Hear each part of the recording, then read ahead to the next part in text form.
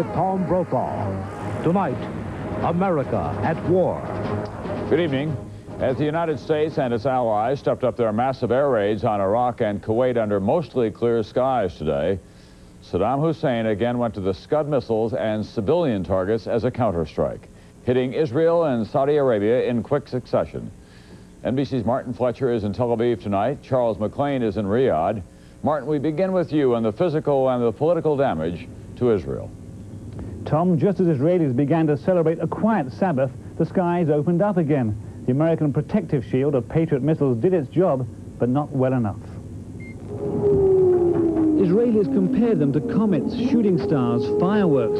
Patriot missiles streaking upwards to take on Iraqi Scud missiles. The Army said a great number of US-made Patriots were fired. They hit all 7 Scuds, but didn't destroy them all. The sirens gave Israelis little warning, 30 seconds between the first siren and the first missile. This house appeared to suffer a direct hit. It was demolished. People were trapped inside. Sniffer dogs searched the debris. It's a residential suburb of Tel Aviv, and the fire threatened to devour neighboring homes, but the fire brigade got it under control. It's the 5th attack in 9 days.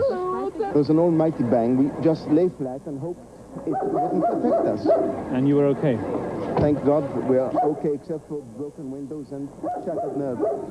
Not everybody was so lucky. The passengers of this car, caught by surprise, were hit by falling debris. With so many Patriots and Scuds fighting it out over Tel Aviv skies, metal fragments rained over a large area of town. I came out and people were shouting, somebody help, people help, help, help, help. But it was impossible to give help because all the cars were burning here. So what's Israel going to do about it? Israel does have the capability to react quickly if possible. We can bring about damage to Iraq if needed. But we will set the time and place to react. The Patriots are Israel's only defense against Iraq's Scud missile, and although they all hit their targets tonight, clearly they can't give Israel the complete protection it wants. But there was a surprise in a public opinion poll here today. Despite the outrage, 80%, according to the poll, 80% of Israelis do not want to hit back at Iraq. They'd rather leave it to America. Tom? Thank you, Martin Fletcher, in Tel Aviv tonight. And an Iraqi Scud missile managed to get through the Patriot defenses in Saudi Arabia's capital as well. NBC's Charles McLean is in Riyadh tonight. And Charles, even though Riyadh is some distance from Iraq, it does remain vulnerable to the Scuds, as we learned today. Tom, this was the 4th attack on the Saudi capital and by far the most effective. Sirens sounded at 10:30 tonight. Moments later, Patriot missile batteries fired at the incoming Scuds. The Pentagon reports that 2 Scuds were fired at Riyadh. This vacant 6-story office building was flattened by the attack. Several eyewitnesses said that an incoming missile was intercepted just above ground level. Saudi authorities have not yet released a casualty report, but the timing of the attack certainly spared lives. Friday is the holy day here, and there were few people on the streets. Military spokesmen had been praising the effectiveness of the Patriot missile system. Even after the deadly attack on Tel Aviv on Tuesday, they said, well, at least we're batting 1,000 here in Saudi. However, after tonight's attack, the Patriot seems a little less invincible. Tom? Thank you, Charles McLean, in Riyadh tonight. Today, Saddam Hussein tried a new weapon, what President Bush and others called environmental terrorism. Defense Department officials say he is deliberately causing a huge oil spill in the Persian Gulf, pumping millions of gallons of crude oil into those waters, now estimated to be larger than the Exxon Valdez spill in Alaska. As NBC's John Cochran tells us from the White House now, the president was quick to respond. John? Irrational, sick, desperate. That was President Bush's description of Saddam Hussein and his decision to dump millions of gallons of oil into the Gulf. Congressman Edward. The president met with reporters to introduce his nominee for Agriculture Secretary, Illinois Congressman Ed Madigan. But Bush was also eager to beat up on Saddam for what may be the worst oil spill in history. Saddam Hussein continues to amaze the world, and now he resorts to enormous environmental damage in terms of turning loose a lot of oil. No military advantage to him whatsoever in this. It's not going to help him at all, absolutely not. Bush did get some good news today from the Kuwaiti ambassador, who pledged what he called an insignificant amount, $13.5 billion to help pay for the first 3 months of the war. The president will discuss the cost of the war in his State of the Union address to Congress next week. Bush dismissed the possibility of a terrorist attack when he goes to Capitol Hill. I am not going to be held a captive in the White House by Saddam Hussein of Iraq. And you can make a note of that one. Bush was not held captive today. He made a brief visit to the Norwegian embassy and seemed at ease, even though Bush says the oil dumping shows Saddam is irrational. This thing today troubles me very much because there's no rationality to it. It looks desperate. It looks last gasp. It doesn't measure up to any military doctrine of any kind, but it's kind of sick. Although the president thinks Saddam is evil personified, he says Saddam is still not an official U.S. target. But official or not, a lot of champagne corks will pop around here if a bomb or Saddam's own people finish him off. Tom? From John Cochran at the White House now to NBC's Fred Francis at the Pentagon for an assessment of the military and the environmental consequences of this big oil spill. Fred, what's the latest there? Well, Tom, Pentagon officials say the deliberate oil spill is a damned aggravation, but military operations may be planned around it. Or, said one official, an attack may be mounted to destroy the tankers, storage tanks, and pipelines to stop the oil's flow. The oil that the Iraqis are now dumping into the Gulf is coming off those tankers and also through an underwater pipeline into the Gulf from the Sea Island terminal, which is about 10 miles offshore. The oil that's being pumped into the terminal is coming from storage tanks onshore at Mina al-Ahmadi, where there's a large Kuwaiti crude oil tank farm. It appears that the Iraqis are using the Sea Island terminal to encourage the oil to spread out into the Gulf. This is clearly an act of environmental terrorism. In 3 days, the oil slick has grown almost 20 miles long, 3 miles wide, and is moving south. One source said every plant on the Saudi peninsula to convert salt water to domestic use is threatened. 500,000 American troops need lots of water.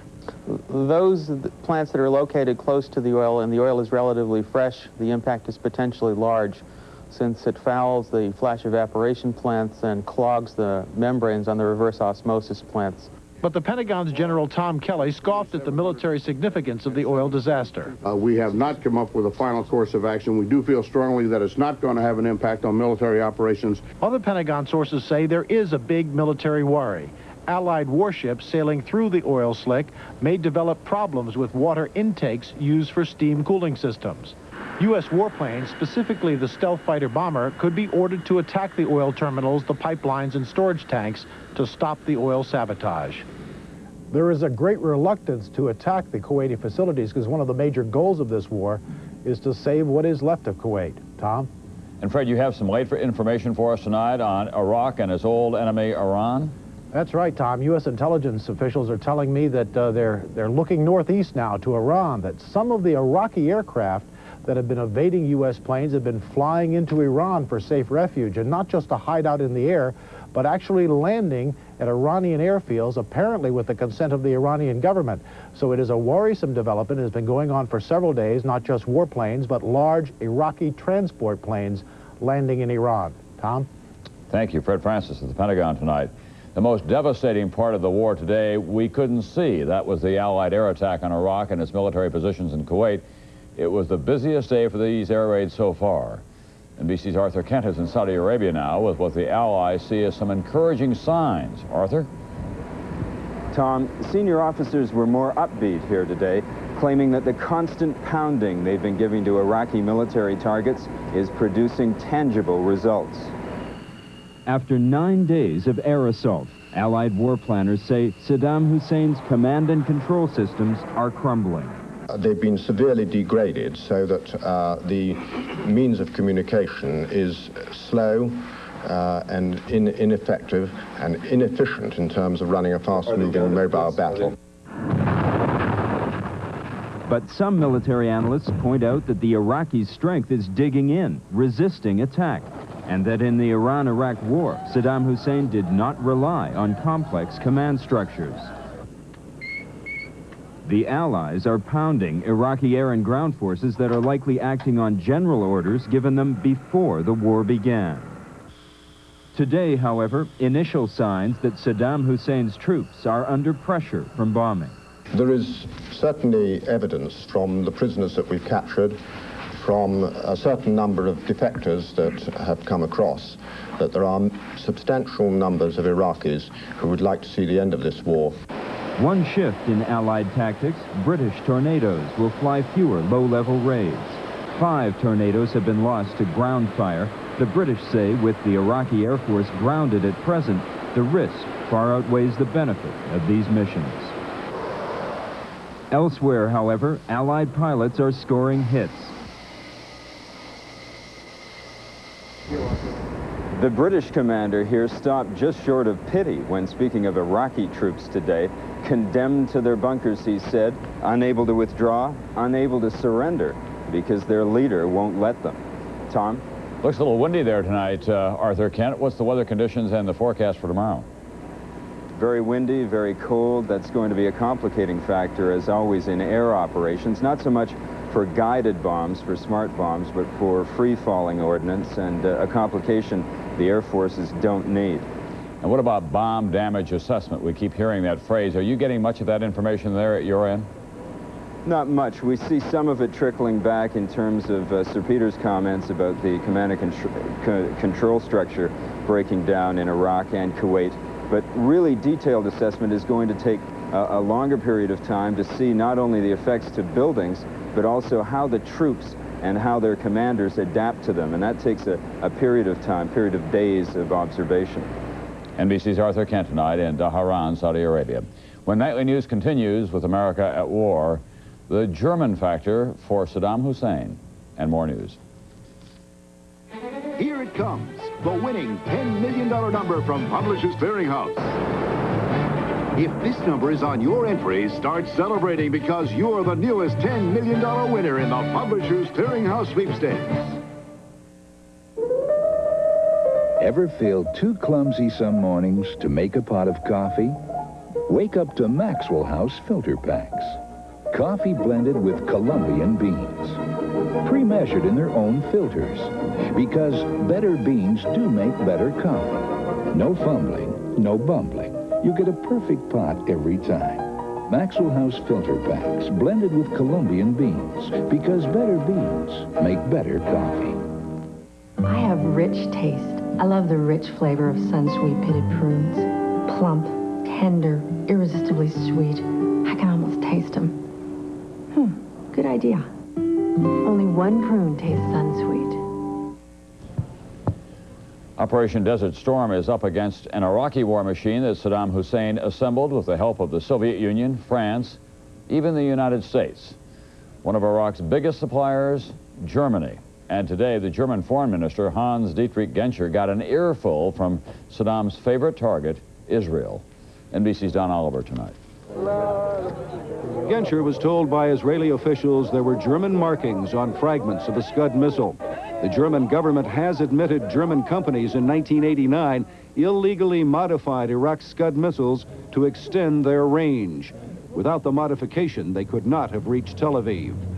NBC News has obtained secret German government documents which acknowledged 8 companies were being investigated. One of them, a firm named Inveco, now faces federal prosecution. Yesterday, the company name was removed from its headquarters in Bonn. U.S. intelligence sources say another German company, which built Saddam Hussein's $65 million underground command bunker, also built bunkers for Iraqi Scud missile launchers. If you subtracted from Iraq all of the German technology that's been supplied, Iraq would not be a threat in missile development, in nuclear development, or in chemical weapon development. The U.S. government also believes that German firms are violating the embargo against Iraq. Since August 3rd, the names of 50 companies have been turned over to the German government. Companies suspected of sending materials that could be used in the manufacture of poison gas, missiles, or chemical and nuclear weapons. German officials say they have not been able to confirm the suspicions. We have no point that we can say this or another company made a violation of this embargo. We have not. Those Germans who oppose the war say they are ashamed of the role German companies have played in arming Iraq. On this, Germans who back the war effort agree. We know that England gave weapons, we know that France gave weapons, we know that America gave weapons, but they are at the front, they are fighting, not Germans. Don Oliver, NBC News, Frankfurt. When we come back, war protests as seen by the troops. In time, all definitions must be revised. But when it came to redefining luxury, it wasn't a Webster, it was Oldsmobile, the all-new 98. Now you can have anti-lock brakes, fuel-efficient power, computerized suspension, technology found in cars costing thousands more, which by my definition could be the greatest luxury of all. And you can always take a Webster at his word. This is the new 98, luxury redefined. Generation of Olds.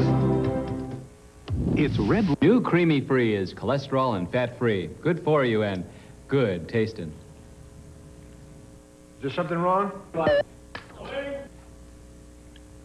I don't read liking. You're getting paid to love it. I'm sorry, I'll get... Love the product. You've tasted those other cholesterol-free desserts. Now there's hood-free. It's delicious, with flavors like Boston Brownie Sundae and Heavenly Mash. All right, we're going to try another flavor, all right? New cholesterol-free, hood-free, in 12 gourmet flavors. About Polident? Refreshing mint. There's a minty mouthwash ingredient in every tablet. Other cleansers may get dentures clean, but Polident gets the minty fresh clean. Super strength, super minty, Polident. You know, that sign wasn't up there for more than a couple, 3 days. And bingo. I've never seen a house move so fast. I've never seen a real estate outfit move so fast. We're prepared to get the results you're looking for. The Prudential, you know us, we know real estate. President Bush keeps saying that this will not be another Vietnam, keenly understanding that the public will not support a prolonged war. As we begin the 10th day of Operation Desert Storm, only a small number of Americans have vocally opposed it. However, NBC's Mike Betcher reports tonight, those voices are echoing in the desert. A little bit of current events and some other things that are going on. Weapons they've got. Support they hope they've got. More reserves are being called up. News travels slow to the front line. On this day, a Marine captain reads a few headlines to his men. There is news from the world and news from home. Airport in Thailand was attacked by terrorists. They had 25,000 protesters outside the White House the other day, dropping the bucket. There was going to be a few of those. Move, individual left! Even if a soldier is not completely positive about why he is here, he does not want a hollow welcome home when this is over. His commanders already have told him about Vietnam. This generation has its orders and is attempting to ignore all else. All I can say is we're doing what the president orders us to do, and we're going to do it willingly and with great force. I don't care what the protesters say. We're just doing our jobs. I could care less what they say. I mean, you know, we got to do what we got to do, and it's for the good of the country. And they don't understand that, and that's up to them. It don't matter to us one way or another. There's two people, you know, like talking about people that don't want us to be here, that don't understand why we're doing this, and there's people just that are supportive of us being over here, but they just don't understand why there should be war, you know. What was that saying? For those who fight for it, freedom has a meaning the protected will never understand. Very damn true. A soldier is told to keep his eyes focused on his enemy, but the legacy of a jungle war fought a generation ago still makes him look over his shoulder. Mike Betcher, NBC News, Saudi Arabia. In a moment, the U.S. economy. The news is not good. What do professionals do when they get a clogged sink, a stopped-up shower, a backed-up tub? They just pour in the power. The professional power of professional strength liquid Drano with 3 active ingredients. The power it takes to clear really tough clogs. Professionals use the professional liquid, and now you can too. Pour in the power. New Sable. Yes, 2 Sables. Our goal is to build the highest quality cars and trucks in the world. At Ford Motor Company, quality is job one. I get this awful sinus pain, crushing, pounding. It's agony. Are you still taking any of these sinus pain formulas? They all made news in the 80s. Surprisingly, they all have the same medicine. Today's news is Dristan Sinus. Only Dristan Sinus combines the leading decongestant with the modern pain reliever ibuprofen. I found it relieves my sinus pain wherever it strikes, and no drowsiness. So if you're taking the same medicine that made news in the 80s, get new Dristan Sinus, today's sinus medicine. Hello. I'm sorry to bother you, but I'm having a dinner party and I've run out of coffee. Come in. Thank you. Would Taster's Choice be too good for your guests? Oh, I think they could get used to it. Could they? Yes. Savor the sophisticated taste of Taster's Choice. Have you met your new neighbor yet? Oh, I've popped in for coffee.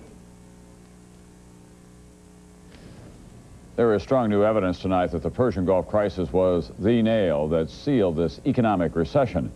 The government said the country's total output of goods and services took a major hit as 1990 drew to a close. The gross national product, it was down more than 2%. That's the biggest quarterly decline in 8 years. More now from NBC's chief economics correspondent, Irving R. Levine. Long before today's figures came out, Wayne and Susan Sommer knew there was a recession that has put 500,000 Americans out of work in the past 3 months, including white-collar workers like Wayne. I was in a middle management position that just happened to be an expense that they could do without.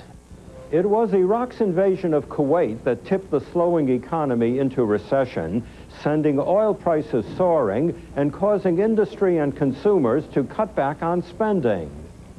The president's economists say this recession will be shorter than the last one in 1981 and 82, which lasted 16 months.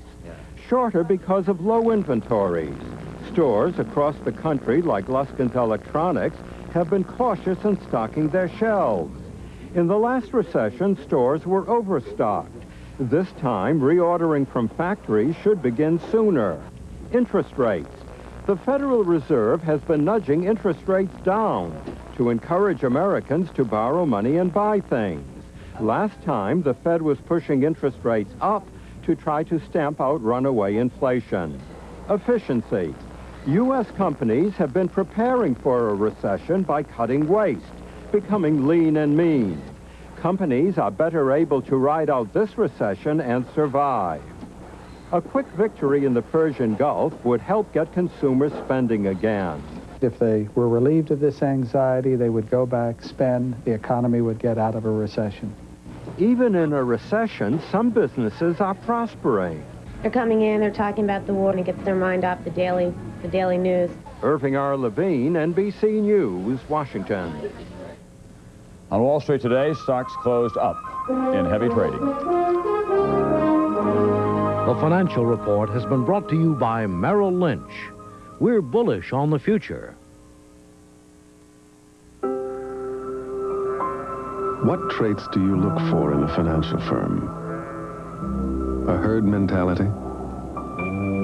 Unsteadiness? Complacency? Or do you look for strength? Stability? Knowledge of the world? What traits do you look for?